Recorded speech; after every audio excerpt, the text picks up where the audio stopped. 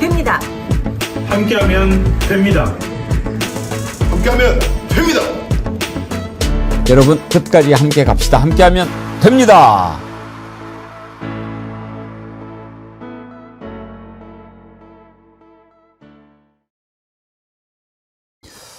여러분 안녕하십니까, 백운기입니다. 이해훈 기획예산처 초대 장관 후보자 지명을 놓고 논란이 끊이질 않습니다. 일격을 맞은 국힘당은 말할 것도 없거니와 민주당 내부에서조차 이런저런 말이 나옵니다. 이재명 대통령의 지명은 물론 예상을 깬 충격의 한 수가 분명하지만 민주당 내부 그리고 지지자들에게서조차 반발이 나오는 이유는 크게 두 가지입니다. 첫째는 아무리 그래도 내란을 찬성하고 윤 어게인을 외쳤던 자를 저렇게 중책에 앉힐 수 있느냐 하는 겁니다. 기획예산처는 더구나 기존의 기획재정부를 분리한 새로운 부처, 무엇보다 이재명 정부 국민주권정부의 철학이 반영돼야 하는 곳입니다. 아무래도 이 이유가 가장 큰 것 같고요. 둘째는 이재명 대통령은 민주 진영에는 그렇게도 사람이 없다고 보느냐 하는 볼멘 소리입니다. 아무리 인사권은 대통령에게 있다고 하지만 저렇게 중요한 자리에 꼭 우리 사람이 아닌 보수 출신을 써야만 하느냐 하는 불만인 거죠. 오늘 아침 이해훈 후보자가 일단 내란 옹호를 사과했지만 제 개인적으로는 보수 인사를 발탁하더라도 내란을 종식시키고 국민 화합이 가장 중요한 화두가 됐을 때 임명했더라면 어땠을까, 그렇게 생각해 봅니다. 여러분과 오늘 이 문제 한번 더 깊이 생각해 보도록 하겠습니다. 생방송 백운기의 정치 1번지 출발합니다. 한 해 동안 여러분이 정말 사랑해 주셨던 정어리 모래 상품들 보니까 참 다시 한번 감사하다는 생각이 듭니다. 언양 불고기, 순살 장어탕. 특히 저는 이 백년 진고를 아주 좋아하는데요. 제가 매일 아침에 먹습니다. 바로 떠서 먹기도 하고 또 이렇게 꿀하고 물 타서도 먹기도 하고 그러는데 이 백년 진고는 여러분들한테 정말 소개해드리고 싶은 제품이죠. 진세노사이드 인삼 함유량이 일반 그 시중에 파는 유명한 홍삼 제품보다 더 많이 들어있거든요. 그래서 아마 제가 올 한 해 건강하게 버틸 수 있었던 것이 이거 아닌가 그런 생각합니다. 감기도 안 걸리고요. 이 백년 진고 이름 더 나함은 제가 지었잖아요. 더불어 나누며 함께 합니다. 이 더 나함 홍삼 백년 진고는 꼭 그 옆에다 두고 드시면 좋은 제품 다시 한번 강조합니다. 선물하기도 좋고요. 이번 이제 설날 다가오는데 제가 이번 설에도 이걸로 많이 선물을 하려고 생각을 합니다. 여러분들 아듀 2025 올해를 보내면서 정어리몰의 베스트 상품 이렇게 이벤트로 준비했으니까 정어리몰에서 많이 사랑해 주시기 바랍니다. 그리고 방어회 여러분들이 많이 좋아해 주셨는데 양해의 말씀을 좀 드려야 되겠습니다. 어제 그제 제주 남해에 풍랑주의보가 내려져 가지고 지금 조업을 못 나간답니다. 우리가 매일 조업하면 그 대방어 10kg 이상 되는 거 바로 손질해서 여러분께 보내드리는 싱싱한 그런 대방어 보내드렸는데 풍랑주의보 때문에 조업을 못해서 조금 주문은 지금은 어렵고 지금 하셔도 풍랑 끝나고 잡히면 보내드려야 되니까 양해해 주시기 바란다 하는 말씀 드립니다. 아무래도 제일 신선한 상품 보내드리려다 보니까 그렇게 된 거니까 이해를 해 주시고, 이게 공산품 같으면 물량 수급 차질이 없을 수 있는데 자연히 그렇지요. 여러분들께서 이해해 주십사 하는 말씀 다시 한번 드립니다. 예, 이해훈 후보자 어떻게 해야 할까요? 오늘 아침에 사과도 했고 또 이재명 대통령이 국무회의에서 우리 국민들이 좀 인사할 때 고려할 요소가 아주 많은 것을 좀 알아줬으면 좋겠다 이런 얘기를 했습니다. 지금 여러분들의 의견이 많이 올라오고 있는데요. 여러분들의 생각을 좀 알아보고 싶어서 투표를 한번 해보도록 하겠습니다. 1. 임명해야 된다. 2번 철회해야 한다. 이렇게 이지선다로 했는데요. 청문회를 보고 하자 이렇게 3번 문항을 넣을까 하다가 그러면 너무 분산이 될 것 같아서 일단 여러분들의 뜻을 알고 싶어서 투표를 1번, 2번만 넣고 했습니다. 한번 투표에 참여해 주시기 바라고요. 결과는 12시에 마감하고 전해드리도록 하겠습니다.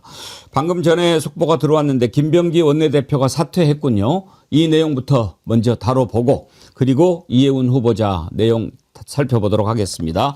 세 분 패널 함께합니다. 김성환 시사평론가님, 전혜연 민주연구원 본장님, 강수영 변호사님 어서 오십시오. 네, 안녕하세요. 자, 김병기 원내대표 오늘 아침에야 사퇴를 했습니다. 민주당 원내대책회의에서 입장을 밝혔는데 그 발언을 먼저 들어보시죠. 국민 여러분께 먼저 깊이 고개 숙여 사죄드립니다.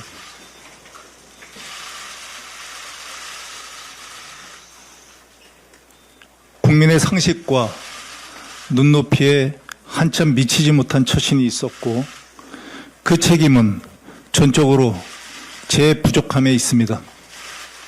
진심으로 죄송합니다. 제 자리가 중요한 것이 아니라 하나의 의혹이 확대 증폭되어 사실처럼 소비되고 진실에 대한 관심보다 흥미와 공방의 소재로만 활용되는 현실을 인정하기 어려웠습니다. 연일 계속되는 의혹 제기의 한 복판에 서 있는 한 제가 민주당과 이재명 정부의 걸림돌이 될 수밖에 없을 것입니다. 하여 저는 오늘 민주당 원내대표직에서 물러납니다. 다시 한번 국민 여러분께 큰 심려를 끼쳐드린 점 깊이 사죄드립니다. 앞으로 모든 과정과 결과에 책임을 다하겠습니다.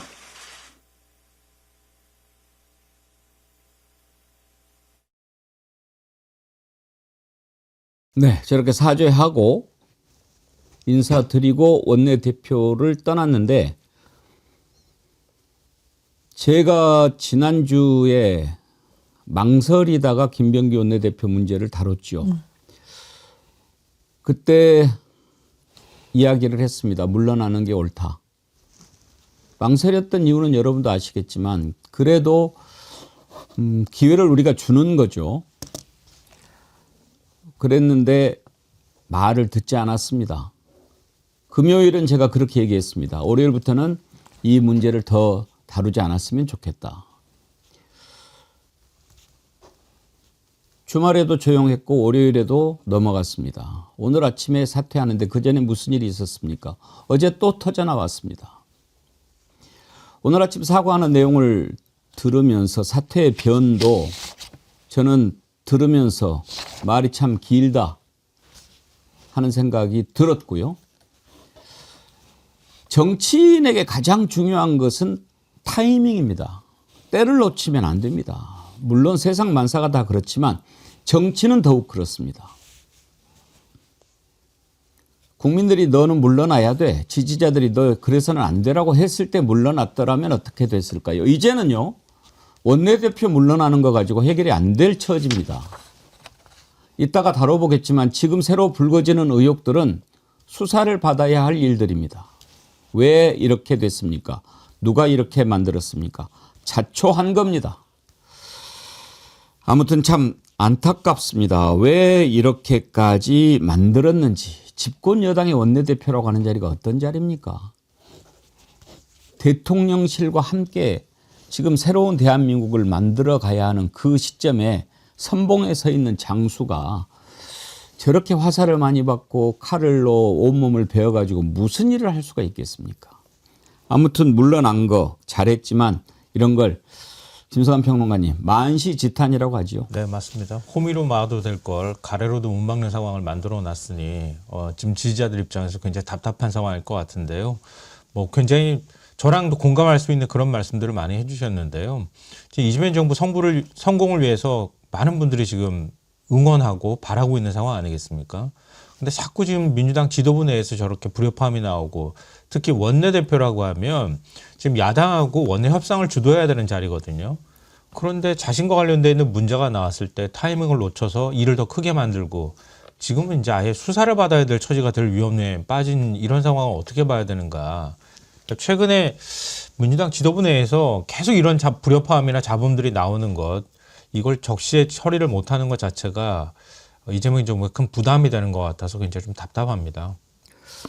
사실 집권당 원내대표면 대표하고 또 다른 자리 아니겠습니까? 그 본인이 망설이는데 당에서 누가 당신 물러나야 돼라고 이야기할 수 있겠습니까? 그렇습니다. 원내대표는 지명직이 아니라 선출직입니다. 한마디로 민주당 의원들 전체의 투표로 선출되다 보니 의원들도 아마 쉽게 물러나라 이런 말 하기 어려웠을 것 같고요. 또 사실 지난 대선 과정에서 같이 고생했던 동지이기 때문에 아마 일부분 망설였던 부분도 있을 겁니다. 그럼에도 불구하고 저도 사실 어제 백운기 앵커님이 올린 글을 여러 번 읽고 또 읽었는데 이재명 정부, 국민주권 정부는 민주당만의 힘으로 세운 정부가 아니죠. 사실 계엄이 터졌던 날 탱크를 목으로 막아내고 그 추운 엄동설 안에 같이 집회를 해주셨던 많은 시민과 국민이 함께 세운 정부고 그 국민들이 이재명 정부와 정부 여당에 요구하는 것은 개혁해라, 쇄신해라, 내란세력 척결해라, 그리고 민생을 살려라인데 문제는 뭐냐면은 어떤 지지자의 말을 빌리자면 때 묻은 손으로 어떻게 개혁 법안을 밀고 나갈 수가 있겠느냐. 국민들은 자칫하면 그 때 묻은 손만 본다라고 언중이 꾸짖었습니다. 읍참마속의 심정으로 결단을 한 부분은 일부분 높이 평가합니다만 저도 아쉬운 부분은 타이밍을 조금 더 빨리 했어라면 어땠을까라는 생각이 듭니다. 여론이 악화되고 이러다가는 국정 동력까지 악화될 수 있다. 나아가서 조국 혁신당과 진보당에서까지 거치 압박의 상황에 이르러서야 거치 입장 표명을 한 이 타이밍은 매우 아쉽다. 저도 이렇게 생각이 듭니다. 이게 뭡니까? 지금 김병기 원내대표한테 쏟아진 의혹은 10가지가 넘습니다. 누가 그렇게 합니까? 김병기 원내대표가 밝혔지만 다 이제 알게 됐습니다. 보좌진들이 있지요. 그 보좌진이 여의도 맞돌이라는 방을 하나 만들어 가지고 서로 이야기를 합니다. 거기에 부적절한 얘기가 많이 오고 갔다는 겁니다. 그래서 6명을 한꺼번에 잘라버렸습니다. 그냥 있겠습니까? 적어도 그런 정도의 칼을 휘두르려면 자기 자신을 먼저 돌아봐야지요. 너희들이 이런 식으로 하는 거 내가 너한테 그렇게 보였냐? 그게 아니잖아. 그럴 때 자를 수 있는 거죠.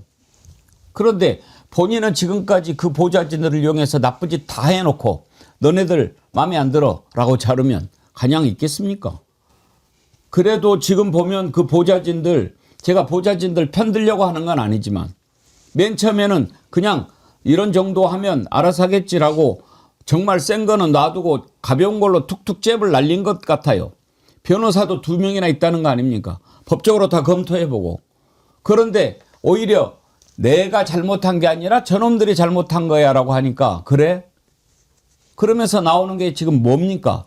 이제는 돈 문제가 나옵니다. 그것도 오늘 떠났으니까 웬만하면은 봐주려고 했는데 이것은 지금 보통 문제가 아니니까 다뤄야 되겠습니다.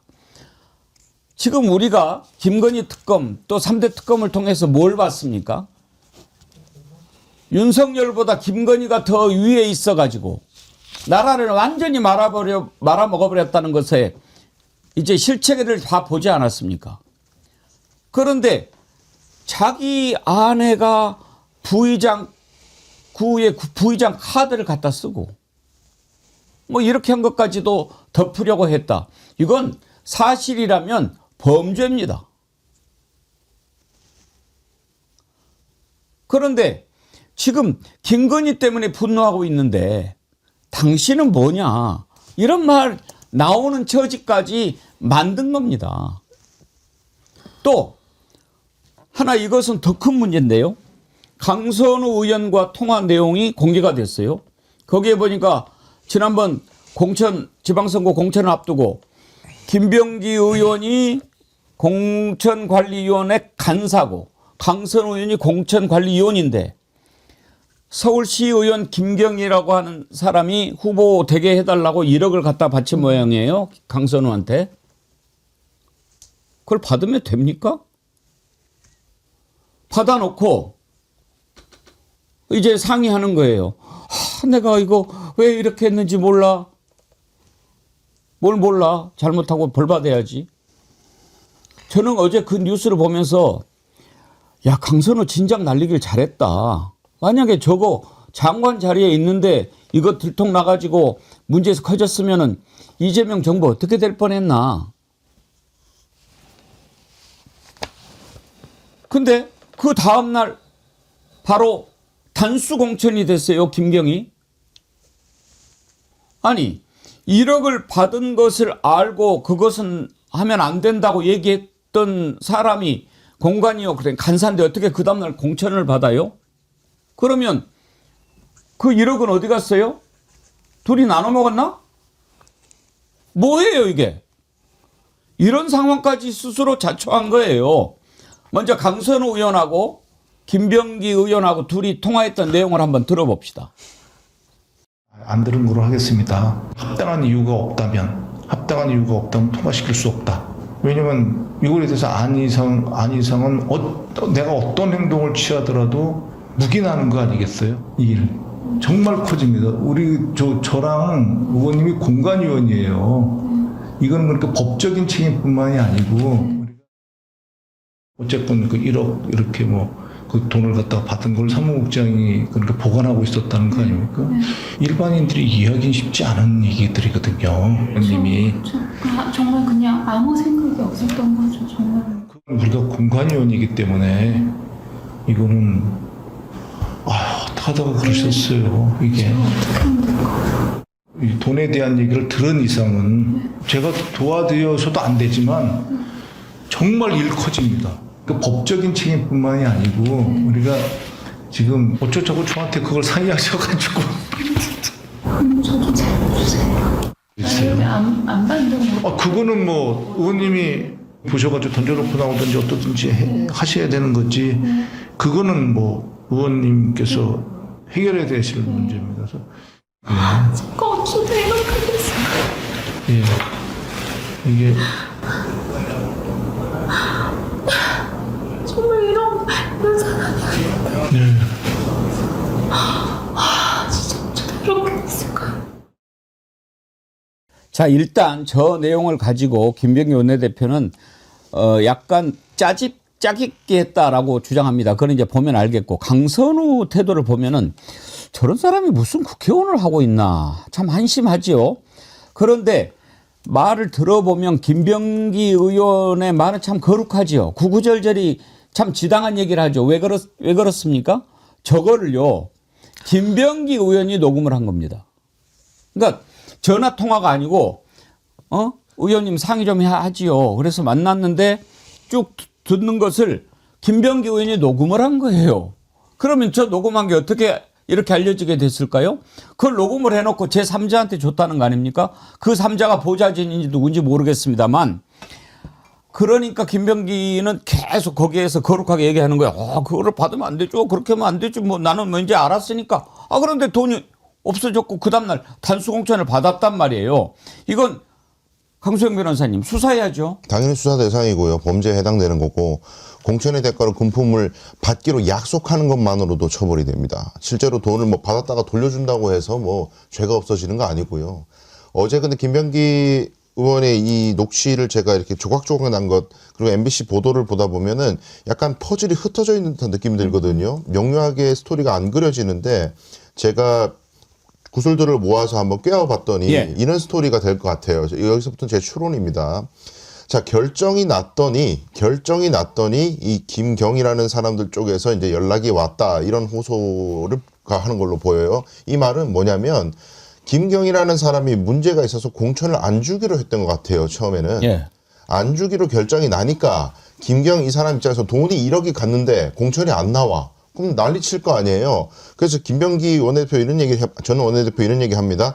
어차피 김경이 기자회견 할 거 아니냐라는 이야기를 해요. 그 말은 뭔가 이걸 폭로하겠다는 얘기를 한 것 같아요. 돈이 갔는데 공천이 안 오니까 그냥 니 죽고 나 죽고 다 죽자, 이런 얘기를 한 것 같습니다. 제가 실제로 김경이라는 사람이 22년 이 무렵에 기자회견 한 자료가 있는지를 봤더니 안 보여요. 아무리 검색을 해도. 공천 받았으니까. 공천을 받았기 때문에, 단수 공천을 받았기 때문에 기자회견 안 했다는 거거든요. 즉 저 녹취에서는 김병기 의원은 뭔가 이거 문제되는데 이대로 가면 안 되는데, 이 강선우 입장에서는 이걸 돈을 받았는데 공천이 안 가니까 지금 난리 친다는데 이거 어떡하냐. 돈을 돌려준다고 해도 이거는 기자회견하고 난리치면 어떡할까. 저 좀 살려주세요. 어떡해요. 이거 왜 나한테 상의를 해요? 라고 얘기를 했지만 그 결론은 공천을 줘버렸다면 그러면 그 1억은 그대로 가지고 있고 이게 문제가 안 되는 선에서 마무리했다는 것 같거든요. 그러니까 이렇게 돼버리면은 강소는 당연히 강소연 의원은 뭐 당연히 처벌받아야 되는 거고 김병현 의원 역시나 알고서도 묵인을 했다면 이건 공범이 되는 거예요. 도저히 이건 처벌을 면할 수가 없어요. 그리고 이게 공당에서 공천을 이런 식으로 공관위가 이런 식으로 관리했다는 것 자체가 직무유기고 업무방해이고 이게 그리고 이거 공천 관련해서 김건희 특검에서 김건희를 좀 전에 기소를 했잖아요. 얼마 전에.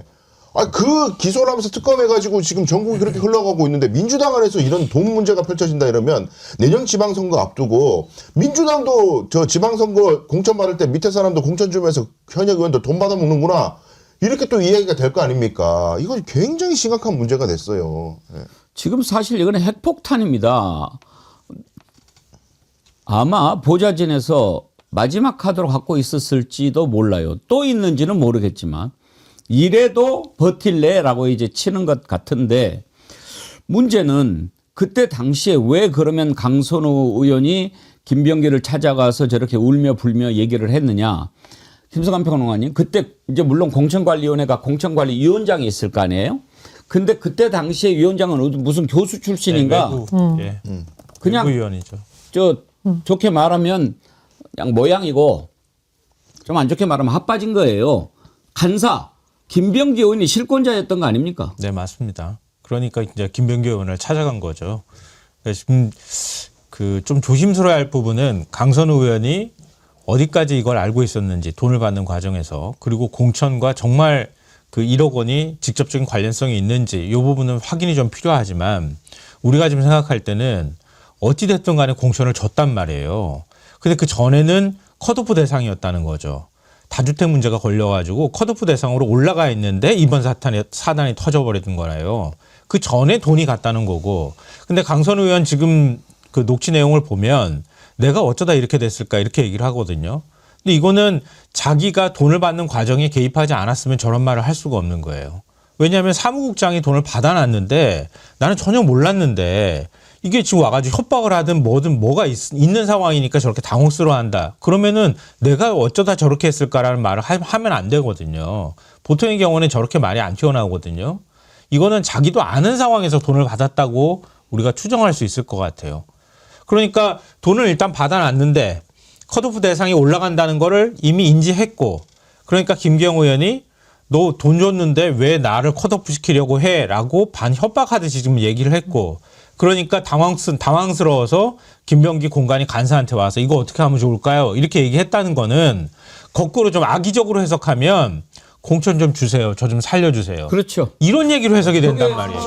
합리적으로 말이 되는 거죠. 맞아요. 자, 그런데 이제 지금 합리적으로 우리가 추론해 봤을 때, 야, 김경 안 돼. 딱 이렇게 되니까 이제 난리가 날 거고, 돈은 받아놨고, 만약에 됐으면은 자기가 힘을 써서 됐든 안 됐든 간에, 됐어요. 뭐 이렇게 이제 해줬을 판인데, 안 된다고 하니까 이제 찾아와서 나 돈까지 받아놨는데, 이제 예를 들어서 뭘 좀 이야기를 해볼 수 있는 상황이면 이러한 이유로 김경희가 공천을 받아야 되는데 왜 그러세요? 라고 할 텐데 그 정도가 안 되니까 이제 다 속을 다 까놓고 얘기하는 거죠. 사실 나 돈을 받았는데 이거 어떻게 해요? 안 되면 나만 죽겠어요? 뭐, 나 왜 이렇게 됐을까? 이제 막 이러는 거 아니에요. 그러면 이제 정말 궁금한 거. 근데 왜 공천을 그럼 그 다음날 줬지? 그럼 그 뒤에 저는 지금 이게 보좌관들이 핵폭탄을 터뜨렸다라고 했는데 이것보다 수십 배, 수백 배 더 큰 핵폭탄을 갖고 있는지도 몰라요. 너 이래도 안 물러나면은 자 그러면 한번 합리적으로 생각해 봅시다. 전혜원 원장님 울지 말고. 안 울어요. 아니, 속상하시겠지. 네. 근데 그 다음날 공천을 받았어요. 1억이 어떻게 됐길래 공천이 갔을까요? 그러니까 지금 강선 의원의 해명은 돈은 받은 즉시 바나나라고 바나나라고 지시를 했다라고 했는데 이제 뭐 이 지시가 이행이 돼서 돈을 정확하게 돌려줬다라든가 이런 부분에 대한 해명이 아직 안 나와서 좀 답답한 부분입니다. 그런데 중요한 것은 돈을 주었다고 지금 보도상 추정이 되고 있는 김경시 의원이 공천을 받아서 당선이 됐다라는 거예요. 제가 이 뉴스를 보고서 지금 지방선거 준비하는 젊은 우리 당의 지방의원들 생각하니까 진짜 눈물이 났는데 1억 없으면 정치 못합니까? 1억 줘야 공천 받는다라는 인상을 지금 많은 정치 신인들에게 주는 거 아니에요. 더군다나 민주당이 이렇게 한다면은 어떤 국민들이 앞으로 민주당 공천이 깨끗하다, 그 공천을 통해서 선발된 인재들이 우리 지역을 위해서 뛸 수 있을까, 이런 의구심을 갖게 될 수 있다라는 거죠. 그래서 이건 개인의 수수의 문제가 아니라 당천제의 공천에 대한 불신을 조장할 수 있는 굉장히 좀 부적절한 행동이었다, 이런 말씀을 꼭 드리고 싶고요. 두 번째로 아마 이게 수사로 넘어갈 것 같습니다. 당장 수사해야죠. 네, 그래서 뭐 제가 사실 민주당 구성원으로 굉장히 안타깝습니다만은 수사를 통해서 밝힐 부분이 밝혀지지 않으면 당 전체에 대한 이게 의구심으로 번질 수가 있습니다. 그래서 지지자들이 지금 계속 요구하는 것은 이런 겁니다. 같이 고생했던 뭐 동지든 간에 당원이든 간에 잘못된 부분은 이번 기회에 다 과감하게 우리가 정리를 하자.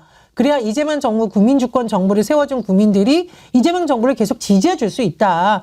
지금이야말로 민주당이 읍참마속의 자세가 필요하다고 거듭 요구하고 계시기 때문에 그런 부분에 대해서 우리가 더 주의하고 살펴봐야 된다고 생각이 듭니다. 어제 방송부터 제가 이 문제를 비판을 하니까 뭐 지금도 조금 그런 댓글들이 있는데요. 강선우 의원은 억울한 거 아니냐. 응? 강선우 의원이 본인이 받은 게 아니라 보좌관이 받았을 뿐이고, 보좌관이 받은 거를 어떻게 처리할지를 김병기 의원하고 상의한 건데 이게 왜 문제가 되느냐, 이렇게 말씀하시는 분들이 계신데 그거 아닙니다. 보좌관이 받아서 문제가 보좌관의 문제에만 국한되고 강선우는 제3자라면은 빨리 돌려주고 보좌관 형사고발하고 잘라버려야 돼요. 그 보좌관 수사 받게 하고 강선우 의원 아무 관련이 없다면 그렇게 처리하면 심플해요. 근데 왜 이걸 김병기 공관위 간사한테 와갖고 상의를 하고 앉았냐고요. 결국에 공천까지 왜 줬냐고요. 강선우 의원이 이렇게 처리하면 안 되는 거예요. 보좌관의 문제에 국한된다면. 그리고 공천을 갖다가 부탁하려고 현금 1억 원을 주는 사람이 보좌관한테 돈을 왜 줘요? 그걸 의원한테 주지. 당연히 실권자한테 주지. 자기 지역구에 있는 의원 아니에요. 무슨 보좌관한테 덮어 씌우는 프레임을 어떻게 세워요, 이 사안을. 말도 안 되는 겁니다. 강선우 의원이요, 공천관리위원이었어요. 그러니까요. 공관위원한테 그 돈을 줬다? 공관위원은요, 정말 공평무사, 절대로 쳐다보지도 사람을 만나지도 이렇게 해서도 안 되는 겁니다. 우리가 학력고사 출제위원들 집어넣어 놓잖아요. 꼼짝도 못하게. 휴대폰도 뺏고 가족들하고 연락도 못하게. 왜? 공정해야 되니까. 지금 왜 우리가 분노합니까? 김병기, 강선우 이런 자들은요, 배신자들입니다. 국민을 배신한 자들입니다. 우리 국민들이 이러려고 촛불을 들고 혁명했고 빛의 혁명을 했고 그 눈보라치는 데서 윤석열 끌어내리기만 하려고 한 겁니까? 새로운 나라, 이렇게 막 개판으로 가는 나라 안 되겠다 해서 한 거 아니에요. 이춘석 법사위원장이 국회에서 차명계좌로 이렇게 거래하는 거 보고 그 다음날 곧바로 사퇴했죠. 이건 더 큰 일이에요. 자, 강선우 의원이 오늘 페이스북에 해명을 올렸어요. 어제 올렸군요. MBC 보도와 관련해서 저는 공천을 약속하고 돈을 받은 사실이 전혀 없다는 점을 분명히 밝힙니다. 그때 해당 사안을 인지하고 공관위 간사에게 바로 보고했습니다. 다음 날 아침에도 재차 보고했고 즉시 반환을 지시했습니다. 당시 공관위 간사였던 김병기 원내대표와의 대화는 사안을 알게 된 후 너무 놀라고 당황한 상태에서 경황 없이 상황을 보고하며 억울함을 호소한 과정의 일부였고 해당 내용이 제가 모르는 상태에서 그대로 녹취된 것입니다. 공관위에서 특정 공관위원의 지역구에 관해 논의할 때는 해당 공관위원은 논의에서 배제되는 것이 원칙이었으며 저 역시 공관위 업무 수행 당시 그 원칙에 철저히 따랐다는 점도 함께 말씀드립니다. 당시 서울 강서갑 지역 후보자의 자격 역시 위 원칙에 따라 저는 발언권이 제한된 상태에서 전체 공관위 심사를 통해 모든 지역이 단수공천으로 결정되었습니다. 논란을 일으킨 점 송구합니다. 하지만 저는 공천을 약속하고 돈을 받은 사실이 전혀 없다는 점을.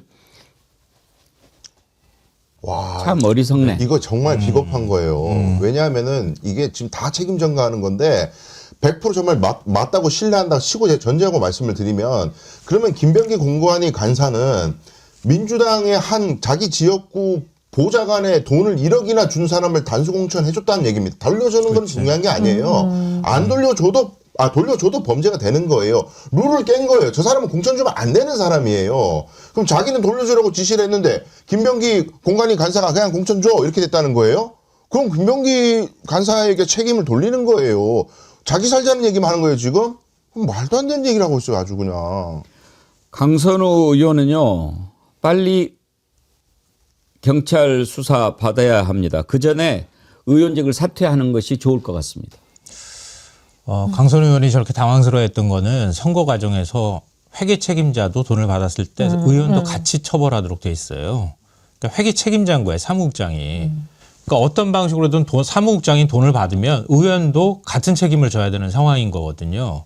그러니까 당황스러울 수밖에 없었을 건데 문제는 이 문제를 해결하는 게 앞서 말씀하셨던 것처럼 공천 주지 말고 돈 다시 되돌려 주고 돈 받았다고 하는 사실 자진해서 자복하고 이렇게 하고 끝냈어야 될 사안을 어찌됐든 간에 돈을 받고 난 다음에 대가성으로 공천을 준 것처럼 결론이 나 있다는 거예요. 이걸 어떤 방식으로 법률을 적용한다 하더라도 제가 볼 때는 책임을 비껴가기가 매우 어렵다. 지금 김병기 원내대표, 전 원내대표뿐만 아니라 강선 의원도 다 동시에 처벌받을 수밖에 없는 상황일 것 같아요. 그런 생각이 듭니다. 만약 받아서 당황스러웠다면 당의 윤리감찰단에 바로 신고하고 바로 돌려주는 것을 직접 확인해서 윤리감찰단에 이게 들어와서 바로 돌려줬고 신고도 한다. 이런 절차를 밟았어야지. 밟았어야 예. 됩니다. 그렇게 된다면 오히려 국민들이 저 사람이 뭔가 나쁜 시도로 접근해서 돈을 주려고 했는데 의원이 단호하게 처리를 했구나라고 오히려 더 신뢰를 쌓았을 텐데 우왕좌왕하고 오히려 다른 방법으로 이걸 어떻게 좀 피해가려고 하는 그랬던 게 아닐까. 근데 정치인이라는 것이 그렇잖아요. 이게 공인이기 때문에 모든 것이 다 드러났을 때에도 국민들이 이해할 수 있을 정도로 행동해야 된다는 게 최근에 민주당의 국민들이 요구하는 겁니다. 민주당 의원님들 제발 휴대전화 메시지라든가 돈이라든가 이런 거 언행을 정말 주의해 주셨으면 좋겠습니다. 제가 다니면 요즘 맨날 야단 맞거든요. 어떻게 해서 성부인데 혼자 세웠느냐, 민주당 혼자 세웠느냐라는 말을 들 때마다 제가 정말 고개를 들지 못하겠습니다. 정말 언행 주의하고 정말 이번 일을 교훈으로 다시 한번 공천 과정에서도 잡음이 없도록 의원들도 공관이 앞으로 되실 분들도 이걸 좀 교훈으로 삼았으면 좋겠습니다.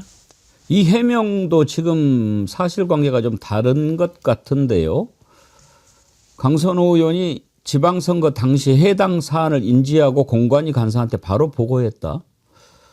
지금 김병기 의원 만나서 질질 짜던 것이 발표 하루 전날 아닌가요? 그렇죠. 근데 그 돈을 그날 받았다는 얘기입니까? 말이 안 되잖아요. 안 되죠. 예, 사전에 받았고 그리고 그 녹취 자세히 들어보시면은 전날 처음 상의한 게 아니에요. 이전에 상의한 적이 있고 그 다음에 후속 상의를 하는 내용으로 보입니다. 서두 부분을 보면은. 그래서 왜냐하면 김병기 원내대표가 녹음을 했다는 거는 중요한 얘기인 거를 알고 녹음을 했다는 거거든요. 그러니까 기존에 상의한 내용에 대해서 심층 상의를 하다 보니까 녹음을 한 거고 그다음에 녹음을 한 동기는 뭐겠습니까? 이거는 나는 개입된 게 아니야. 내 책임 아니야. 나중에 문제가 되더라도 나는 만류했어. 나는 이거 아니라고 했어. 이거 만들기 위해서 녹음을 한 거예요. 그러니까 그런 측면에 봤을 때에는 강선우 의원의 이런 지금 해명은 자기만 빠져나가려고 하는 듯한 느낌이 드는데 여차하면 보장하는 게 다 뒤집어 씌울 지금 느낌이거든요. 내가 받은 거 아니고 난 돌려주려고 했는데 뭐 걔가 돌려주는지 안 돌려주는지 난 몰라요. 이런 식으로 가려는 것 같은데 뭐 제가 미리 좀 권유해 드립니다만 그렇게 갔다가는 다시는 정치 못합니다. 제가 보기에는. 예. 사실 제가 김병기 원내대표한테 빨리 물러나야 된다라고 했던 가장 큰 이유는 바로 지금 이런 반응 때문입니다. 많은 분들이 그래요. 너네들도 다 똑같구나. 그러니까 김병기 원내대표가 진작에 물러나고 이렇게 더 문제를 안 키웠다면 물론 이제 이런 게 가려지는 것을 원하는 것은 아닙니다만 우리들 마음속에 그래도 한 가닥 희망이 우리는 조금 다르잖아였거든요. 근데 너희들도 똑같지 않은 생각이 커지면 커질수록 새로운 나라 못 만듭니다. 누가 만들 수 있겠습니까? 우리가 대신 좀 만들어 달라고 만든 사람들이잖아요. 근데 너네들도 이런 짓을 했다고 그 국민을 배신한 겁니다. 이런 배신자들 용납해서는 안 됩니다. 아니 근데 어떻게 이런 얘기를 녹음을 하는 건 또 그렇다 쳐.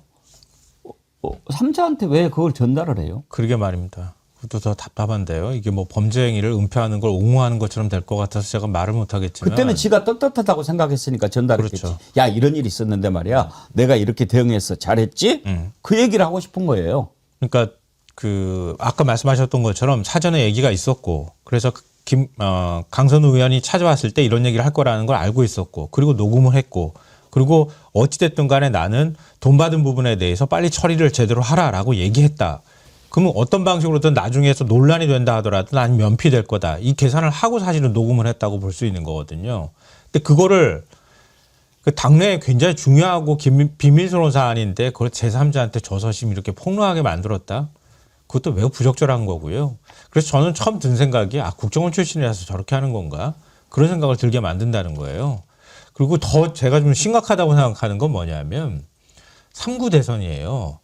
2022년 3월 9일 0.73으로 패배했어요. 완전 지지자들이나 이런 사람들 그 슬픔이나 그 박탈감이나 이런 거에 빠져 있어서 헤어나오지도 못할 상황이었어요. 근데 지금 돈을 받은 게 바로 다음 달이에요. 이런 얘기들을 논의했다는 것 자체가 얼마나 배신감이 느껴지는 겁니까? 그리고 제가 볼 땐 이거 한 건으로 안 끝날 겁니다. 이런 방식으로 돈을 전달한 거 아니냐, 다른 사람들도 그런 거 아니냐라고 의혹이 커질 수밖에 없고요. 이건 점점점 수사가 만약에 이루어진다고 하면 더 확대될 가능성이 매우 높습니다. 긴 얘기하지 않겠습니다.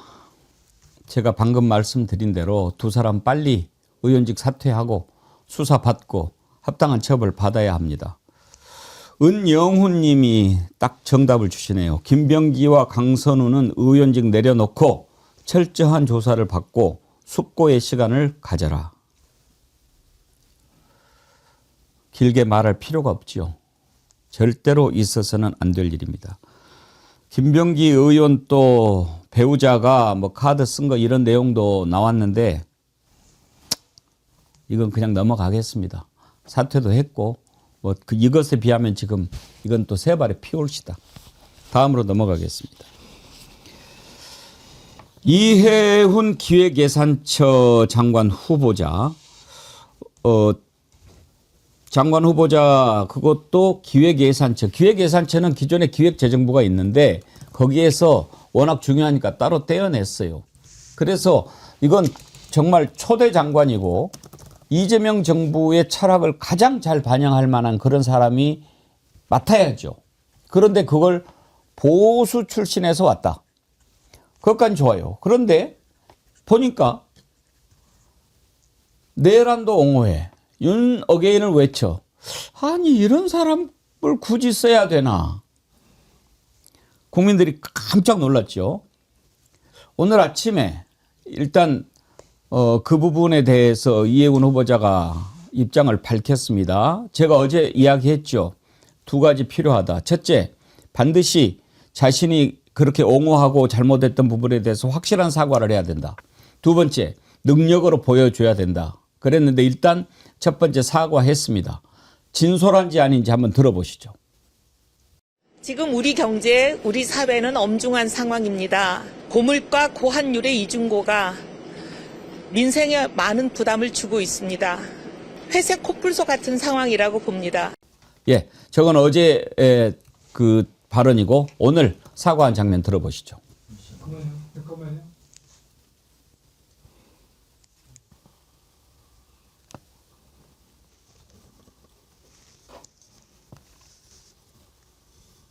준비됐나요? 네, 들어봅시다. 내란은 헌정사에 있어서는 안 될 분명히 잘못된 일입니다. 내란은 민주주의를 파괴하는 불법적 행위입니다. 그러나 당신은 제가 실체를 제대로 파악하지 못했습니다. 정당에 속해 정치를 하면서 당파성에 매몰되어 사안의 본질과 국가 공동체가 처한 위기의 실체를 놓쳤음을 오늘 솔직하게 고백합니다. 저의 판단 부족이었고 헌법과 민주주의 앞에서 용기 있게 행동하지 못한 책임은 오롯이 저에게 있습니다. 모든 상처받은 분들께 진심으로 사과합니다. 먼저 김성환 평론가님, 저 사과 어떻게 평가하십니까? 지금 저도 고민에 빠졌습니다. 사실은 이 사안을 어떻게 바라봐야 될지 굉장히 고민스러운데요. 그러니까 저 사과 한 번으로 과연 그래서 그동안에 탄핵 반대하고 계엄을 옹호하는 듯한 태도로 보인 게 다 없어지는 거냐? 그건 아닐 것 같아요. 그러니까 앞으로 반복적으로 인사청문회나 이런 과정들을 통해서 검증하는 절차가 또 있기 때문에 그 과정에서도 자신의 과거의 잘못이나 이런 것들에 대해서 다시 한번 얘기해야 된다. 그렇게 반복적으로 얘기를 해도 사실은 그 진정성을 좀 의심받을 수 있는 상황이기 때문에 그럼 정말 처신을 똑바로 해야 된다 이렇게 생각하고요. 다만 사실은 제가 좀 고민스럽다고 말씀드렸던 지점은 뭐냐면 그 부분을 떼어놓고 생각할 때 그럴 때 과거에 그러니까 정권이 들어서고 난 다음에 새로운 대통령이 들어서면은 인사할 때 굉장히 비판들을 많이 했거든요. 자기 사람만 쓴다고 하는 얘기들도 많았고요. 코드 인사한다 이런 지적들이 끊임없이 있었을 때 좀 넓게 사람을 써야 된다 이런 얘기들을 많이 했거든요. 상대편 진영, 보수 진영도 사람을 쓰는 게 왜 문제가 되느냐 이런 얘기들을 많이 해왔던 것이기 때문에 예를 들어 다른 부처 같은 경우에는 또 모르겠는데 경제부처 같은 경우에는 이재명 대통령이 얘기한 것처럼 여야가 따로 없고 진보 보수가 따로 없는 거거든요. 그러면 이혜원 지금 후보자가 과거에 예를 들면 정부의 확장 재정을 비판했다거나 이런 부분들 또 소비 쿠폰이나 이런 것들을 비판했다고 하면 그런 부분들을 절충해 나가면서 국간직 역할을 반대의 측면에서 제대로 할 수 있다고 하면 그것도 또한 차이를 극복할 수 있는 방법이 되지 않을까라고 하는 측면도 있어서 그 두 가지를 어떻게 우리가 저울질해야 될지 저도 솔직히 좀 고민스럽습니다. 고민하는 분들이 많이 계실 겁니다. 일단 그 반대하고 고개를 갸우뚱하는 분들이 주로 얘기하시는 것은 사람 못 고쳐 쓴다. 이혜훈 후보자의 전력을 보면 대선 캠프를 5번이나 바꿔 탄 사람이에요.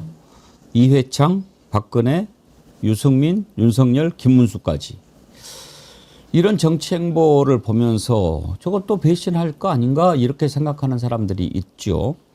아마 어제 투표를 했다면 결과가 다르게 나왔을 것 같은데 오늘 아침에 이재명 대통령이 국민들의 이해를 구하는 메시지를 냈기 때문에 그래도 한번 이재명 대통령을 믿어봐야 되는 거 아닌가 하는 여론도 많이 만들어지고 있습니다.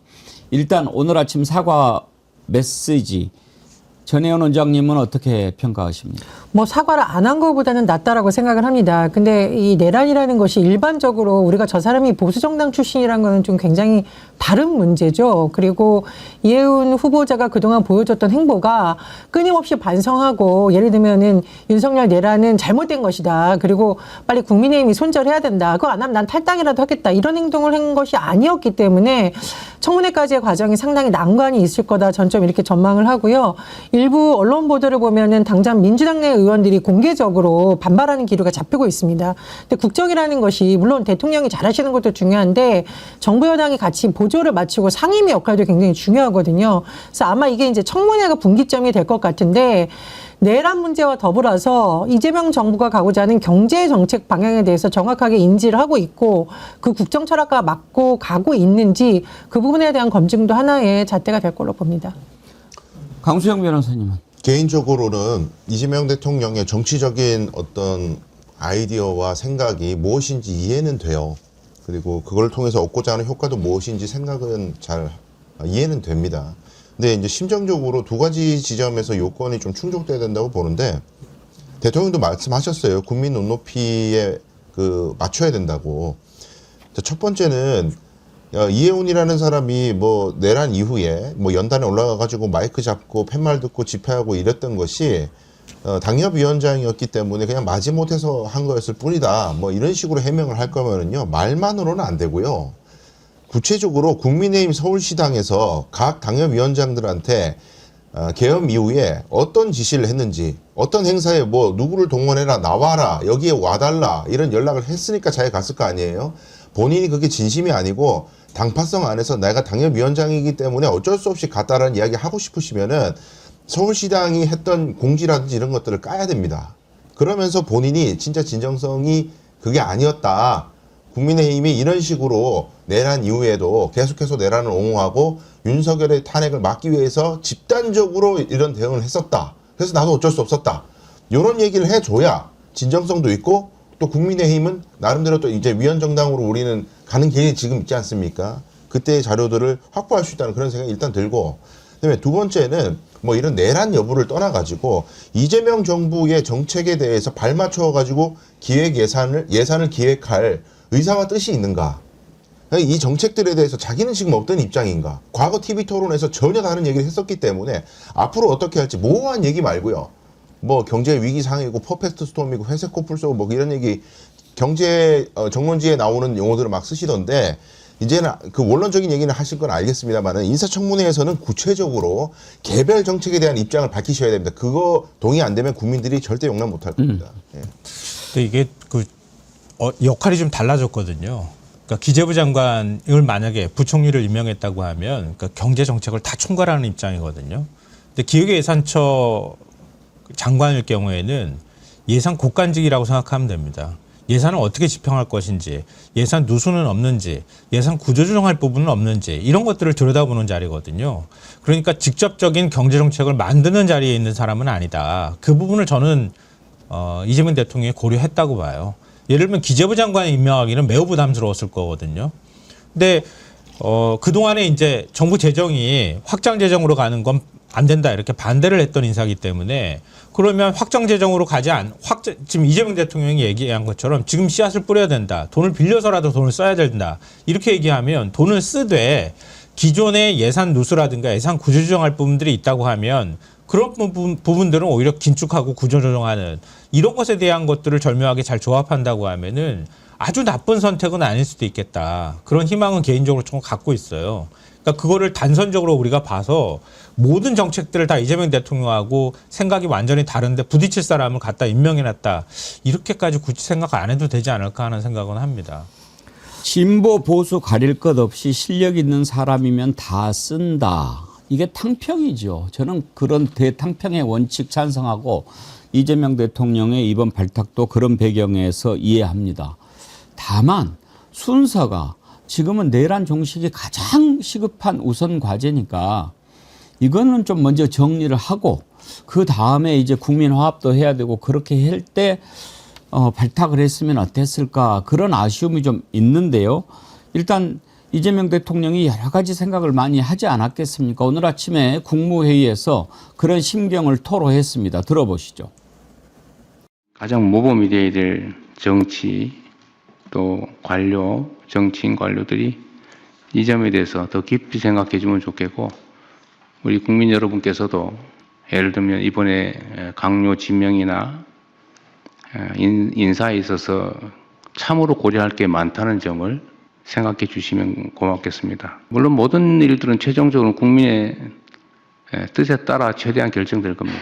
그러나 또 그 과정에서는 다름을 서로 인정하고 나와 다른 사람들의 존재를 긍정해주고 의견이 다른 게 불편함이 아니라 시너지의 원천이다 이렇게 생각할 수 있으면 좋겠습니다. 시멘트만 모으면 시멘트 덤이죠. 모래만 잔뜩 모으면 모래 덤이죠. 내가 모래면 모래 말고 자갈, 시멘트, 물을 모아야 됩니다. 그래야 콘크리트를 만들죠. 그래야 새로운 세상으로 나가죠. 그래서 좀 더 포용적이고 좀 더 융화하는 그런 대한민국이 되기를 바랍니다.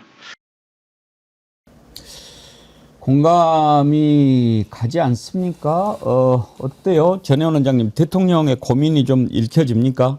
일단 대통령께서 저런 메시지를 내고 저렇게 자세하게 설명을 하셨잖아요. 보통 뭐 홍보수석이라든가 대변인을 통해서 소위 대통령실의 입장이 나왔지만 직접 저렇게 말씀을 하셨다는 것은 왜 이렇게 할 수밖에 없는가. 그리고 우리가 그동안 나라가 분열되어 있고 소위 진영으로 나눠서 경제 문제까지도 우리가 계속 시간만 끌고 합의안을 만들지 못했던 이 점을 고려해 달라라고 굉장히 간곡하게 호소를 하고 계신 것으로 보입니다. 일단 대통령께서 지지자들의 마음을 달래고 왜 이런 인사를 했는지에 대해서 이해를 직접 구하라는 것은 저는 굉장히 긍정적으로 평가를 하고요. 다만 제가 말씀드렸듯이 이게 내란과 연관된 부분이기 때문에 지지자들의 마음을 돌리기 위해서는 후보자나 여러 가지 측면의 노력이 굉장히 많이 필요하다라고 생각이 듭니다. 말씀드렸듯이 지금 이제 뭐 국민의힘의 공격도 문제이지만 지지자 내부의 이 마음의 헛헛함, 쓰라림 이런 걸 어떻게 잘 달래줄까가 여권의 과제로 남아있는 거고, 또 하나 제가 말씀드리고 싶은데 어떤 분들이 그런 얘기를 하시더라고요. 윤석열을 봐라. 문재인 대통령이 그렇게 기대를 주고 했더니 결국은 본인을 위해서 그걸 정치적으로 악용하고 배신당하지 않느냐, 그 트라우마가 있으신 것 같은데, 이재명 대통령도 그런 역사를 다 잘 알고 계시기 때문에 여러 가지로 다 생각을 하시고 그런 일이 없도록 여러 가지 장치를 다 만들어 놓고 하신 인사일 게 아닌가라고 추정이 됩니다. 또 하나 말씀을 드리자면은 이혜원 후보자가 고환율 이런 얘기를 했었거든요. 사실 환율, 물가, 경제가 진영의 문제가 아니라 굉장히 다양한 복합적인 상황에서 이루어집니다. 그랬을 때 똑같은 사람들이 내는 결론이, 똑같은 비슷한 생각을 하는 사람들이 내려오는 결론이 때로는 정책적으로 실패할 가능성이 있습니다. 문재인 정부에서의 부동산 정책이라던가 최저임금 정책은 방향성은 옳았을지 모르겠으나 그 결과적으로 우리가 과연 좋은 결과만을 냈는지에 대해서는 여러 가지 비판이 있거든요. 아마 그래서 이재명 대통령이 경제정책, 특히 기획예산처만큼은 다른 사람들이 모여서 좀 토론을 하더라도 제대로 된 성과를 내는 쪽으로 가야 하기 때문에 불가피하게 보수 진영에서 우리를 비판해온 사람들도 써보자라는 결론을 내린 것으로 보입니다. 다른 건 몰라도 이혜원 후보자가 정치인이잖아요. 안 웃었으면 좋겠어요. 웃지 마세요. 그렇게 좋냐? 이런 말이 나오게 하지 마세요. 적어도 정권을 잡았잖아요. 그러면 이 정권에서 이재명 정부의 국정 철학을 달성하기 위해서 목숨을 바치고자 하는 사람이 줄을 서 있어요. 내가 바라던 세상에 왔으니까 내가 그동안 공부했던 지식, 경륜 다 바쳐서 국민을 위해서 정말 한번 내가 일해봐야겠다. 이런 인재들이 왜 없겠습니까? 그런데 대통령은 그 너머를 보는 거죠. 일도 잘하고 나아가서 보수 인재도 끌어다가 씀으로써 나라를 한 걸음 더 경제 발전뿐만 아니라 공동체가 화합하는 이것까지 대통령은 그림을 그린 거죠. 그러면 좋게 말하면 헌신이고 좀 속된 말로 말하면 출세인데 이 정권 잡은 쪽에서 그 하고 싶은 사람이 한둘이겠습니까? 그건 내가 발탁됐다. 이거는 언감생심 꿈을 꿀 수도 없는 일 아니에요. 웃지 말아야죠. 어디서 웃어요? 정말 내가 여기에 있을 자격이 안 되고 난 너무나 부족한데 나의 이런 부분이 정말 이재명 정부의 성공과 나라를 위해서 필요하다고 판단을 했으니 내가 분골쇄신 정말 마지막 각오라고 마지막 기회라고 생각하고 모든 것을 바치겠습니다. 그런 각오를 보여야죠. 실실 웃을 때가 아니올시다. 국민들의 그 마음이 지금 어떤지 그걸 살펴야죠. 그냥 단순한 학자나 교수 출신이 아니잖아요. 정치인이잖아요. 지금 설문조사하고 있는데 12시에 마감하겠습니다. 대통령께서 또 이렇게까지 얘기를 했으니까 여러분들이 그 뜻을 좀 받아들이는 분들이 많이 있는 것 같은데 몇 분 소개 좀 하죠. 영덕사라님, 솔직히 지금 자리 때문에 사과하는 모습으로 보여서 신뢰는 안 갑니다만 대통령을 믿는 입장에서는 지켜보고 싶네요. 보수형님 TV님, 이미 지명된 거 지금 처리하면 정부가 더 우습게 보입니다. 지금부터 일하는 거 우리가 매의 눈으로 지켜봅시다. 힐링 뮤직님, 사람은 고쳐 쓰는 거 아니죠. 이혜훈이가 잘나서 갖다 쓰는 건 아니고 내란 청산을 위해서 전술의 한 수단으로 생각합니다. 부산이대인님, 민주당에 사람이 그리 없나?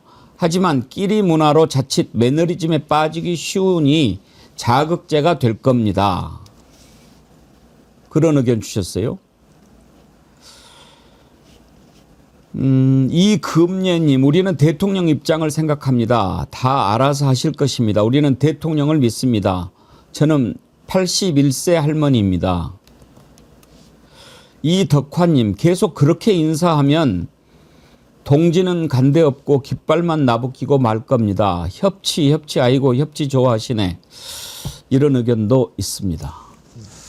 근데 마키아벨리가 이런 얘기했어요. 관역보다 더 높게 조준하는 궁수의제가 필요하다.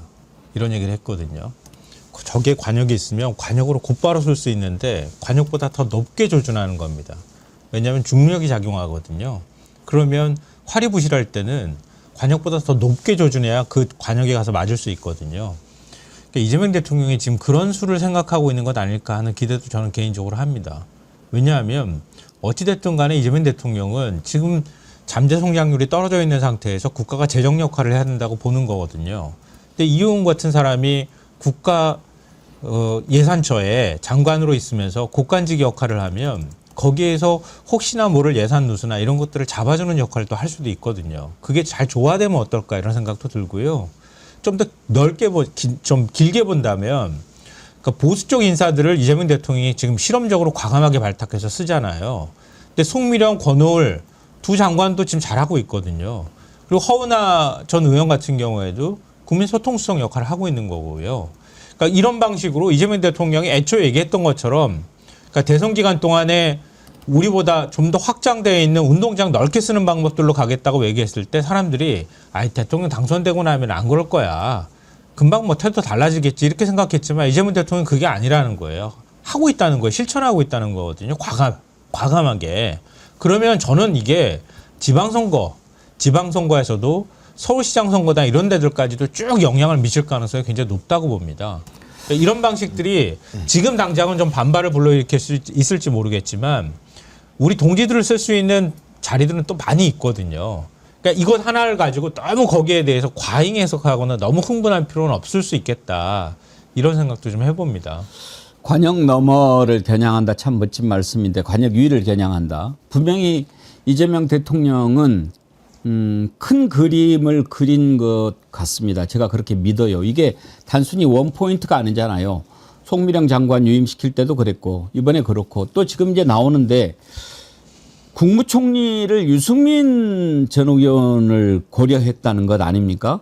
청와대는 부인했지만 뭐 이런저런 얘기 나온 거 보면은 얘기가 오고 간 것은 맞는 것 같은데 이제 뭐 만약에 유승민 카드가 성공했다면 그거야말로 뭐 참 경천 동지할 일이죠. 그런 생각을 가지고 있었다는 것이 알려졌는데 참 엄청난 발상이에요. 그렇죠? 그렇죠. 근데 이제 우리가 읽어야 될 게 그거예요. 지난 대선 때 윤석열의 계엄을 보고도 국민의힘이 김문수가 40%의 득표를 얻었잖아요. 도대체 그게 왜 그런 일이 벌어졌는가? 내란인 것을 잘못인지 몰라서 그런가? 그 40%는. 그렇지 않습니다. 잘 봐야 되는 게 소위 말해서 민주당 정권에 대한 적대 세력이라고 규정할 수 있는 곳이 10대 후반에서 20대 초반에 뭐 소위 일베 이런 거 쳐다보는 극우화된 친구들만 있는 게 아니에요. 가장 이제 우리가 경계해야 되고 우리가 뭐라 그럴까 다시 되돌려야 될 부분은 30대, 40대, 50대, 60대 중에서도 오로지 자기 이해관계, 공동체의 선이나 이런 것들은 관심이 없고 나의 자산, 나의 주식, 나의 부동산 이 자산 가치를 더 높일 수 있는 정치 세력이 어디냐? 그 정치 세력이 정의롭고 도덕적인지는 관심이 없고 나한테 도움이 되느냐만 가지고 판단하는 유권자가 굉장히 많다는 겁니다. 생각보다. 그러면 그 사람들의 이해관계가 지금 이거잖아요. 자, 돈을 많이 풀어가지고 확장 정책을 하니까 화폐 가치가 떨어져요. 물가가 올라가. 그럼 나는 돈이 이미 많은데 내 돈의 가치가 떨어져요. 그러면 기득권자들은 다 싫어해. 돈의 가치가 떨어지면. 게다가 여기서 환율이 계속 올라가니까 금리를 올리지 않으면은 이 미국과 한국의 금리 차를 줄이지 않으면 환율 문제는 계속 문제가 되고 언젠가 금리를 올리게 되면은 부동산 값이 폭락할 것이고 그러면 나는 자산 가치가 완전히 다 떨어지는데 내가 가진 기득권들이 떨어지는데 나 이거 싫어. 이런 사람들 목소리가 굉장히 응집돼 있다는 겁니다. 근데 이 사람들을 그럼 다 적대시하고 다 내쫓아야 되느냐? 그럴 수 없어요. 대한민국 국민이기 때문에. 결국은 민주당은 그리고 이재명 정부는 이 사람들의 이야기 중에 일부 합리적인 얘기가 있다면 수용을 하고 완전히 용광로처럼 녹여버리면 국민의힘이 특히 그리고 뭐 중도 보수니 예배한 이야기하는 사람도 있잖아요. 예컨대 한동훈 같은 사람들이 자기가 그 지형 위에 서 있다고 주장합니다. 중도 보수라고 얘기하는 사람들은 설 자리가 아예 없어지는 거예요. 민주당이 다 흡수해버리기 때문에 질식시켜버리고 있어요. 지금 공간을. 이러한 측면에서 더 큰 실리를 얻을 수 있기 때문에 게다가 당협위원장 중에 지금 뭐 국민의힘에 원내에 있는 사람들 있죠. 지방선거 질 것 뻔하죠. 다음 총선도 망할 것 같아요. 다음 대선도 안 될 것 같아. 이 사람들 정치적인 커리어에 지금 거의 뭐 망해가고 있어요. 의석수도 조금밖에 안 되니까. 이런 사람들 중에 인물 있는 사람들이 넘어오게 되면은 국민의힘은 고사합니다. 따라서 이런 큰 그림을 좀 고려하지 않았을까 그런 생각도 저는 듭니다. 근데 유승민 의원 얘기 나온 건요. 저는 굉장히 전략적이라고 봐요. 왜 지금 얘기합니까? 왜 이 타이밍에서 얘기합니까? 유승민 의원 몸풀기 시작한 거 아닌가 이런 의심을 저는 개인적으로 하고요. 그리고 인사 제안 건네는 거는요. 대통령이 직접 건네는 거 아니면 누가 누구를 믿겠어요. 그러니까 다음번에 일종의 섀도우 캐비넷을 만들기 위해서 다양한 인사들을 접촉하는 과정에서 누군가가 접촉했을 수는 저는 있다고 보지만 그게 정말 진정성 있는 제안인지 어느 정도까지 확실하게 총리로 임명하겠다고 하는 마음까지 있었는지 이거는 확인하기가 어렵고요. 어차피 이건 확인이 안 될 거예요. 안 될 건데 이 시점에서 얘기했다고 하는 건 보수 진영 내부에서 유승민 의원 차출론 계속 나오고 있단 말이에요. 그러니까 내가 이런 제안을 받았던 사람이야 라고 하는 화제성을 만들어내면서 다시 한번 여론의 주목을 받기 위한 전략이 좀 깔린 포석이 아닐까 생각합니다. 이재명 정부의 경제 정책 방향이 바뀐 거냐라고 일각에서 의심하는데 저는 그건 아니라고 봅니다. 왜냐하면 어제 기획예산처의 이해운 발탁과 더불어서 제가 사실은 이한주 민주연구원 원장님 뭐 저랑 같이 일하셨던 분이라서가 아니라 이재명 대통령의 모든 핵심 정책을 만들며 같이 온 분을 경제와 관련된 핵심 역할을 하는 정책특별보좌관으로 같이 임명을 했습니다. 그것은 기본 시리즈를 만들었던 이한주라는 특별보좌관을 세움으로써 복지와 기본이 튼튼한 나라라는 한 축을 세우고 기획예산처에 보수정권 출신이지만 경제민주화를 그래도 외쳐왔던 이해운이라는 인물을 세움으로써 성장과 회복, 성장과 복지를 같이 가겠다라는 의지를 저는 나름대로 표한 것이라고 생각을 하고요.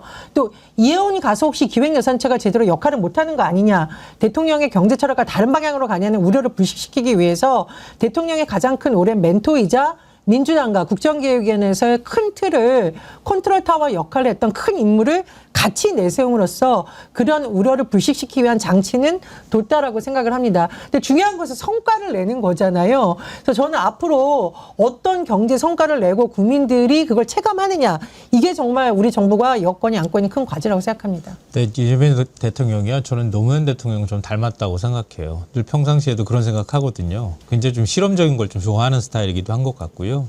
나름 굉장히 전략적인 포석을 둔 것 같고요. 그러니까 지금 이제 지지율이 좋을 때잖아요. 지지율이 안 좋을 때 이런 거 썼다 그러면 아마 더 비난이 거셌을 겁니다. 근데 지지율이 지금 좋을 때 이런 카드를 썼다고 하는 거예요. 그러니까 다른 대통령은 사실 엄두내기가 어려운 방식을 지금 쓰고 있는 거거든요. 그러니까 굉장히 고민이 저는 많았을 거라고 보고요. 이재명 대통령 스타일이 그렇거든요. 신상필벌 확실하게 하겠다고 얘기하는 걸 보니까 나중에 만약에 대통령의 뜻과 정반대로 가겠다 이렇게 고집 피우면은 그냥 장관에서 내려오라고 하면 됩니다. 네, 그럼 네, 너무 그렇게 어려운 일 아닙니다. 이재명 대통령은 충분히 그렇게 얘기할 스타일이거든요. 그러니까 저는 여러 가지 이제 양론이 있다고 생각하지만 이번에 한번 믿어주시면 어떨까 싶어요. 한번 믿어주시고 쓸 수 있도록 해준 다음에 그 다음에 문제 있으면 그때 가서 지적해도 전 괜찮을 거라고 봅니다. 우리 김성환 평론가님 같은 생각을 하는 분이 훨씬 더 많은 것 같습니다. 방금 전에 이해운 장관 임명 어떻게 생각하십니까? 투표 마감이 됐는데요. 결과를 말씀드리겠습니다. 임명해야 한다가 66%, 철회해야 한다는 34%였습니다. 임명해야 한다가 66%. 오늘 아침에 이재명 대통령이 고려할 요소가 많다 하는 말도 상당히 영향을 미쳤을 것 같습니다. 모두 8,000명이 투표에 참여해 주셨는데요. 투표에 참여해 주신 여러분들께 감사드리고요. 좋아요 숫자하고 거의 같군요. 지금 동접자는 2만 명을 향해 가는데 동접자보다도 좋아요가 아직 10,000명이 또 안 돼요. 꼭 좋아요 하신 분들이 투표도 열심히 해주시고 좋아요도 눌러주시고 예, 구독도 같이 안 누르신 분들은 눌러주시기 바랍니다. 보수형님 TV님이요. 대통령을 우리가 안 믿어주면 누가 믿어주나요? 잘할 때만 와 하지 마시고 조금 실망스러울 때도 지켜보는 마음으로 응원합시다. 이번에 뭐 대통령의 이해운 후보자 지명에 대해서 실망했다기보다는 의아하고 좀 충격을 받은 분들이 많이 있죠. 정말 다시 한번 이야기합니다. 확실하게 반성 사과하고 능력으로 보여줘야 합니다. 그리고 웃지 말고. 이재명 대통령이 앞으로도 이렇게 계속 할 것 같아요. 지금 진보 보수 따지지 않고 일 잘하는 사람. 대선 때도 이재명 대통령이 흥묘 백묘 얘기했어요. 고양이가 검정색이면 어떻고 흰색이면 어떠냐. 쥐새끼만 잘 잡으면 되지. 그런 이야기, 실용주의 이런 이야기 하지 않습니까? 그래서 지금 해양수산부 장관도 보수에서 나오는 거 아니야? 맨 처음에 이제 전재수 장관 물러나고 이재명 대통령이 며칠 뒤에 부산에서 아마 해양수산부 업무 보고 받을 때 그런 얘기 했을 거예요. 해양수산부도 부산 쪽에서 한번 좀 찾아보려고 한다. 그랬어요. 이야, 부산에 민주당 민주 진영에 누구누구지 막 이렇게 했는데 그 이제 우리가 이쪽만 본 거죠. 근데 더 넓혀놓고 보니까 조경태 의원이 있는 거예요. 조경태 의원. 근데요, 조경태 의원도 좀 왔다 갔다 했어요. 예. 진보인지 보수인지 잘 모르겠고 일단 지금 국힘당에서 또 왕따 당하고 있죠. 하도 바른 소리 많이 한다고 6선이나 돼요. 지금 국회 최다선일걸요. 네, 맞습니다. 이제 조경태 의원인가 해서 이렇게 기자들이 물어보는데 어제 저도 이렇게 인터뷰하는 걸 쫙 보면서 받은 것 같은데 그런 생각이 들었거든요. 한번 보시죠. 혹시 어떻게 갑자기 지금 우리 당이 여러 가지 어려운 상황이고 또 당을 다시 개혁을 해서 그 국민들께 제대로 된 정당의 모습을 보여야 된다는 생각이고 제가 거기에 제 역할이 있지 않겠나 이렇게 생각합니다. 혹시 뭐 제안을 받거나 하시진 않으셨습니까? 네, 아직 그런 제안 받은 적은 없고 어쨌든 그런 이름들이 오르내리는 것은 뭐 있는 것 같은데 저는 제가 하고 싶은 일은 어려운 우리 당을 다시 재건하고 우리 당을 보다 더 혁신해서 국민들께 희망이 있는 그런 정당으로 만드는 데 제 역할이 있다면 그게 최선을 다하고 있습니다. 여러분은 어떻게 보셨어요? 김성환 평론가님. 뭔가 있죠? 있을 것 같아요. 예, 있었을 것 같은데 저는 뭐 저렇게 얘기할 정도면 고사했을 가능성이 매우 높고요. 그러니까 저는 오히려 조경태 의원이기 때문에 뭐 누구 지금 인사 제안을 받은 사람이 조경태 의원이라는 설 때문에 문제가 된다고 보지 않고요. 이재명 대통령이 부산에서 장관 후보를 다시 지명하겠다. 부산 출신에서 이렇게 했을 때 부산이 어수선해지면서 발칵 뒤집어진 거예요. 지금 국민의힘도 발칵 뒤집어진 겁니다. 그러니까 만약에 또 우리 인사들 빼가거나 아니면은 보수 인사를 파격적으로 발탁해가지고 임명을 해버리면 부산시장 선거 전재수 전 장관 지금 뭐 해수부 장관 물러나는 것으로 수사받고 이러는 걸로 굉장히 분위기가 바뀌었다고 생각했는데 단숨에 그걸 뒤집어 엎는 거예요. 그러니까 그만큼 불안하다는 거예요. 지금 국민의힘이. 그러니까 이재명 대통령 그것도 할 것 같거든요. 이게 대통령이 쓸 수 있는 인사로 쓸 수 있는 굉장히 큰 카드라는 걸 지금 보여주고 있다고 봐요. 이재명 대통령이 누구를 임명할지는 모르겠지만 만약에 국민의힘 쪽에서 우려하는 것 정도의 인사가 누군가가 임명이 된다고 하면 아마 부산 정가가 발칵 뒤집어지지 않을까 싶어요. 이게 국민의힘의 탈당 촉진제가 되지 않을까 지방선거 앞두고. 왜냐하면 뭐 정치인들에 대해서 비판적 여론이 있지만 그래도 내가 일은 정말 잘하고 싶다 보수든 진보든 이런 정치인들 상당히 많을 거거든요. 근데 이번에 이혜훈 전 의원 발탁되는 거 보면서 나도 능력 있고 한번 뭐 우리 동네 지역 살리는 거 한번 일해보고 싶다 이런 사람들이 그래 굳이 뭐 국민의힘에서 희망이 없다면 계속 뭐 윤석열 갖고 싸우고 당 내부 권력 투쟁하느니 차라리 탈당을 해가지고 내가 한번 선택을 받아보고 싶다 이런 마음 가진 정치인도 있을 거라고 생각을 합니다. 그래서 이게 나쁜 의미의 탈당, 즉 뭐 국민의힘이 수사받고 이러니까 탈당해야지가 아니라 오히려 내가 지역 살리기 위해서 정파를 뛰어넘어 보겠다 이런 사람들의 탈당이 굉장히 촉진한 한 요인이 될 수 있을 거라고 봅니다. 보수 진영에서는 김무성 전 의원 되는 거 아니야? 뭐 이런 얘기도 농담삼아 나온다 그래요. 지금 이것도 나와요. 청춘 아재님. 곽규택이면 대박인데. 바로 받을 듯. 홍진기님. 조경태는 그래도 탄핵 때 한 표 던진 사람. 네. 벤자민님. 싫지 않아. 크크크. 부산에서 찾는다고 그럴 때 저도 부산에 아는 분 한 분 있는데 부산이대인님이라고. 어때요? 조경태 의원 인터뷰 보면서. 뭐 저는 이제 웃음이 만연한 걸 보니까 제안이 있었던 것 같긴 해요. 예. 있었던 것 같은데 저걸 제안이 없었다라고 말하는 것 자체가 이제 당에서 여러 가지 또 잡음이 생길까 봐 염려하는 마음 때문에 아마 저렇게 했을 것 같은데 아마 지금 이어질 것 같습니다. 조경태 의원 말고도 여러 가지로 아이디어가 있을 것 같고 저는 개인적으로는 지금 국민의힘이 내부에서 굉장히 자중질환이 있는 상황이고 저걸 이혜원을 윤리위도 안 거치고 바로 제명을 2시간 만에 해버리고 그런 행동을 보이지 않습니까? 그러니까 여러 군데에서 이미 컨택이 있다는 것을 국민의힘도 정보를 입수를 한 것 같아요. 그러다 보니까 본보기로 완전히 신속하게 그렇게 한 것 같은데 뭐 법적인 문제는 차치하고서라도 저는 국민의힘이 역시 이제 정치 정당으로서의 생명력이 없는 이익 집단이구나 이 생각을 또 하게 된 것이 자기들이 진짜 정치 철학을 가지고 있고 대한민국을 좋은 나라로 만들기 위한 이념이 있고 자기가 정치를 하기 위한 목적과 타당성이 있다면은 이해훈이라는 사람이 국무회의에 들어가 가지고 전부 다 민주당 사람들로 앉아다 있는 그 공간에서 생중계되잖아요. 요즘 국무회의가. 거기서 반대 의견 얘기하고 이건 이렇게 가야 됩니다. 다른 시각에서 막 얘기를 하고 국민의힘이 원하는 자기네들의 정치 철학을 얘기하면서 뭐 설득도 하고 또 국민들에게 또 여론 형성도 하고 그 기회로 삼아야죠. 의원수도 요거밖에 안 되는 그 정당이 이런 통로를 그냥 갖다 차버리고 그냥 제명을 해버려? 앞으로 정치는 뭐 바깥에 텐트에서만 할 거예요? 맨날 단식 투쟁할 거야? 이게 아예 정치할 생각이 없는 거예요. 권력을 잡으려는 생각만 있지 철학이 없다는 거예요. 이 사람들은. 이런 정당은 정당으로서의 존재 가치가 없습니다. 이재명 후보 시절에 신었던 운동화라든가 넥타이 기억하실까요? 다 파란색인데 거기 보면 빨간색이 살짝 들어가 있거든요. 대통령 오늘 메시지를 보면 빨간색도 국민이다. 다 파란색만으로 나라를 운영할 수 없다라는 취지의 말씀을 하신 게 아마 이해훈 기획 예산처 발탁의 배경이 아닐까 그런 생각이 듭니다.